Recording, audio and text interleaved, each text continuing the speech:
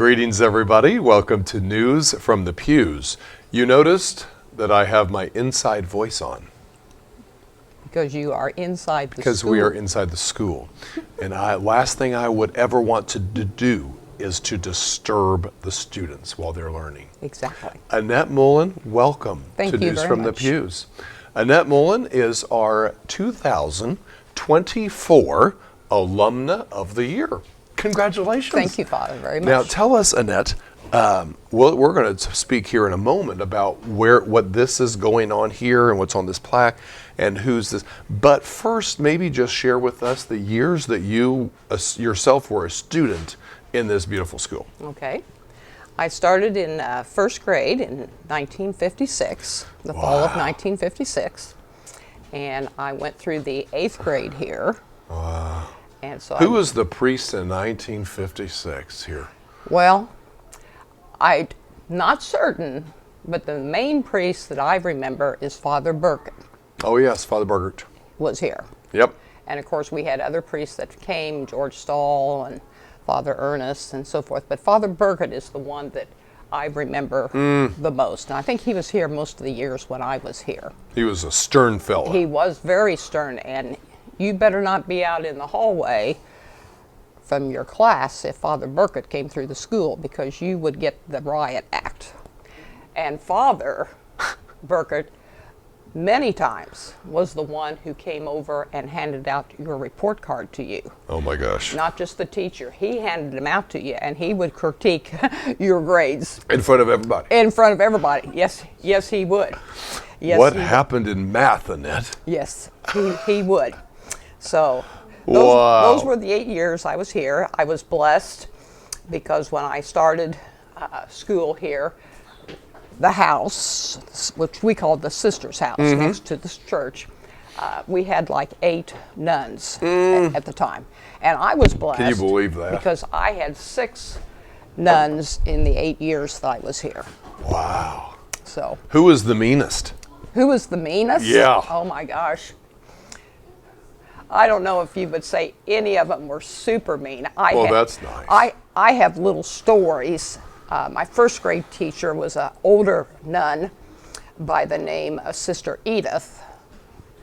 And, you know, at that time in 1956, you did not have Kleenex, either at home or... Would you have a handkerchief. Handkerchief. You had to use handkerchiefs, and Mother would wash them.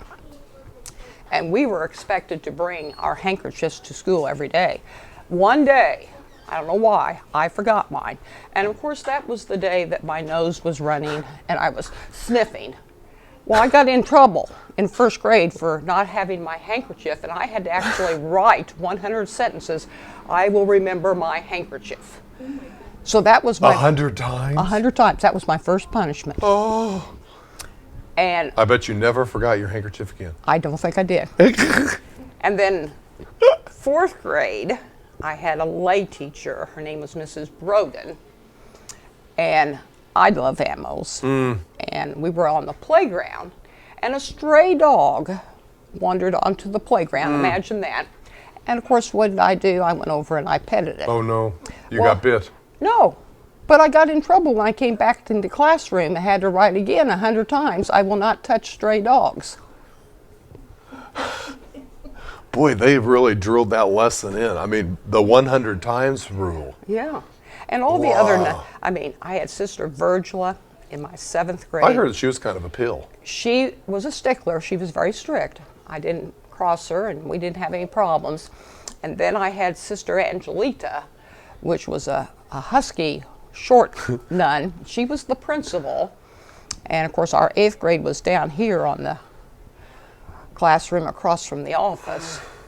And the only thing I can remember about Sister Angelita is that since she was such a big woman, unfortunately she fell out of her chair one day in class. And what do you think a bunch of 8th graders do? Oh dear. We laughed. No. Yes, we did. And that was not the thing to do. Well, I would think not. And the only other thing oh dear heavens. The only other thing I really remember about the 8th grade is that I stayed after school to clean the racers and the blackboards. We all took turns. And the day that I had to stay was the day that John F. K. was shot. So I was standing there, you can imagine, at 3 o'clock crying, and then I had to walk home all the way to 250 West Taylor Street after that. So that's a little bit of... That's wild. What beautiful memories. Yeah. Did you ever go from this hallway right here, under this breezeway, into the church? Or was there not even a breezeway then? That, I'm not, certain whether we did or not. Because in those days, was not the front of the school out here on Broadway? Mm-hmm. Yeah, because I've seen pictures. Mm-hmm. Well, I mean, they had the new school when I eventually started. But the front of it was out there. Yes. Like the main door. Yes, and Wow.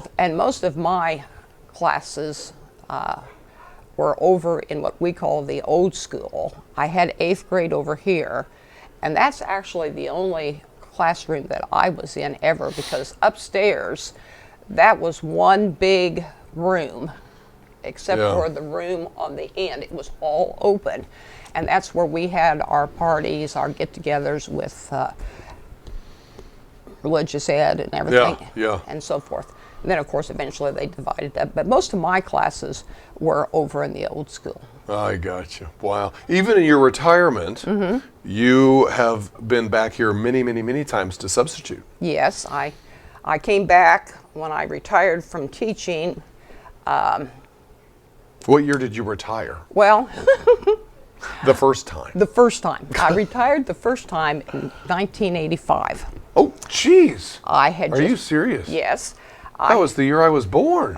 I had just had Philip, our third child, and that pregnancy I passed out at school in January. Oh my gosh. And everybody, when I was waking up, I could hear them say, "I don't know if she's dead or not." And I was pregnant with Philip. Oh. And so after I woke up, I talked with my husband. I said, "I really want to quit and have the baby and maybe take a couple of years off," because I said Scott and Angela, our first two, were going to be getting ready to come here for school. And I said, I really want to take them and pick them up and everything. So Bob agreed. And I told him initially I just wanted a couple of years, but I stretched it to almost 10 years. And it was in that time period, the early 90s, when the two kids, the older kids, were here in school, I started doing a little subbing here. Yeah. And a little subbing for Shelbyville Central Schools, because I knew eventually I was going to have to get back into it. Mm-hmm. So I did. Come about 95, 96 is when I went to Shelbyville. Oh my gosh. Because Scott was getting ready to graduate and go to college, and I knew we couldn't afford all this with just Bob's salary. Yeah. So that's when I started up again. It was about 95, 96 Wow. for a full-time teacher at Shelbyville. No kidding. But then I retired the second time in 2016. Look at this. Look at this. We've got some of all our the kids. kindergartners right here. Everybody. Oh my goodness! I know. Look. I know one of them. I know two of them. Yay! Look how much love there Look is at here, that. Look at all everybody. this God love. bless you all. I love it. You guys are going to be on the camera. Isn't that wonderful? Congratulations. You know who we're talking Well, you about? should. Who do you think I am? Your grandma. You are my girl. Oh, well, sweet. For the day, I'll be your. What's your name? Madison Oh, what? God love you. Kay Huseman. Madison K. Huseman. I'm your Aunt Annie. Yes. Yes. I look like your Nana. Because I'm her sister. Joanna, how are you girls? God bless you. Okay, we're talking about this You going to painting, lunch? boys and girls. Okay. So, Mrs. Mullen, tell us this. This is St. Mother Theodora Guerin, and she, this is in your honor that she hangs right here. St. Mother Theodora Guerin is the patroness of our Archdiocese of Indianapolis. And we have we have your name right here, Annette, and then it says Alumna of the Year 2024. And then the name of the painting is St. Mother Theodora Guerin by Brenda Nippert. Now, who is that? We don't know. But she did this beautiful painting of the stained glass window of Mother Theodora, which really looks beautiful right does. here by Very- the kindergarten very room. pretty. And it has my favorite quote of Mother Theodora Guerin. It says, "Love the children first, then teach them." And that was the rule that St. Mother Theodora had for all of her nun teachers, was that they had to love the children first and then teach them, because she said if you don't love them, they're not going to learn anything you got to tell them. And you have sort of lived your whole teaching career based on that motto, haven't you? I have. I always have said, love the children. I love my children. I still love my students. I didn't retire because I wanted to get away from them. I wanted to get away from some of the paperwork. Oh, But I yes. love my kids and I love my students, and I think they in turn will love you too then. yeah, that's true. Especially they respect you. Yes. They appreciate you, and you become a very important person in their life. Yes. I mean, that's the reality. Now, listen to this, everybody. What I have here is a journal, the journal of St. Mother Theodora Guerin. And this journal, these were what she, and some of her letters that she wrote too. What do you need there, Miss McKinn? Everything okay? Anyway, I'm confused about what's happening. In 1840, it was the 22nd of October, Anne Therese Guerin, in religion, Mother Theodore, of the Sisters of Providence, with 5 other sisters, alighted from a stagecoach in a woodland near the banks of the Wabash, and was told that this was the journey's end. The journey had begun on the 12th of the previous July from France, where the mother house of the recently founded Congregation of the Sisters of Providence existed. The bishop of what was then the Diocese of Vincennes, Indiana, Bishop de la Handière, had appealed to them for help, and they had accepted this invitation to share his labors and his indigence. To answer such a call had required of them readiness to undergo sacrifice and privation, but even the generosity that inspired them to undertake the long journey with all its hardships and mischances must have felt some strain when they found themselves at the home prepared to welcome them, a part of a poor farmhouse in the woods. That becomes the mother house of the Sisters of Providence in Terre Haute. This is just the introduction of this book, but my gosh, this, if you take a look here, you see this beautiful thing, but look at this log cabin here.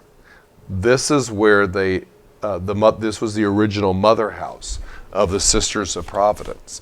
And what she says here is that it was extremely difficult, this journey. Can you imagine being on a boat from France At that time? at that time in the early 1800s, coming over here, and just how she talks about how all that they had was a rosary and a cross to hold on to. And the 6 of these sisters were together on this boat. And I mean, how they even made it was by God's grace. Plus, Mother Theodora was actually a fairly weak individual. Her health, just in the sense of her health, she had some significant respiratory issues as a little girl, and probably, and actually very closely didn't make it. And some intestinal problems, I think Intestinal, yes, exactly. read too. So she had a real her health was not in her favor, but she somehow, by God's grace, managed. And then they came over here, and it wasn't exactly what they expected. And I mean, could you imagine going from a humongous mother house, beautiful place in France, and then you end up in a little wooden cabin in Terre Haute? Drastic difference. Drastic difference. But soon the place grew and grew and grew and grew and grew. And they founded a lot of our Catholic schools in our diocese. So very appropriate to have her picture here hanging, and very appropriate to have her hanging in your honor. Yeah, I thank you very much, and it is a beautiful picture too. What is your favorite thing about Catholic schools? I mean, you've worked in public schools too, and I have for 35 years. so what makes a Catholic school special? Well, You know, there's a difference because I was in the high school. And of course, that's an altogether different category of students and so forth as compared to elementary. But in both situations, there are teachers that care and love their students and want to do the best for them.